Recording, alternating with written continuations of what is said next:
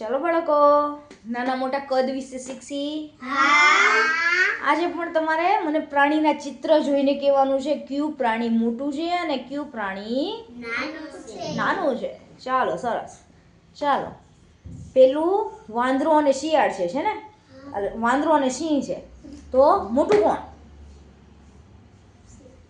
હે? હા, very good. અને નાનું? Very good. ચાલો, પછી શું છે? હાથી અને ગધેડો. ગધેડો. ચાલો, એમાં નાનું કોણ છે ને? મોટું હાથી. ચાલો, પછી ભેંસ અને જીરાફ. મોટું કોણ? જીરાફ. નાનું? હે? ભેંસ.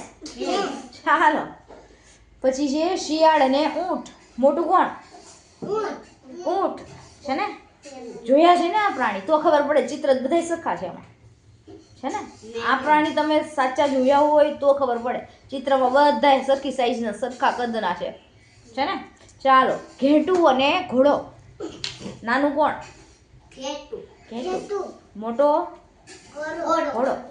ચાલો, ગાય અને બિલાડી. નાનું કોણ? બિલાડી. સરસ. અને મોટું? ગાય. ચાલો, ગેંડો અને કૂતરો. મોટું કોણ? ગેંડો છે ને? હિયાજ. કોણ મોટું? બોલો. ગેંડો. ચાલો, આ શું છે? બકરી. સરસ. અને ખિસકોલી. ચાલો, એમાંથી મોટું કોણ?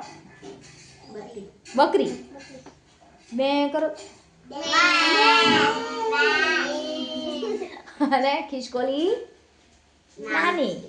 ચાલો, આ કોણ છે? વાઘભાઈ અને કાચબાભાઈ. ચાલો, એમાં નાનું કોણ છે? કાચબો. મોટું કોણ છે? વાઘ. ચાલો, છેલ્લું શું છે? સસલું અને ઝીબ્રા. ચાલો, મોટું કોણ? નાનું કોણ?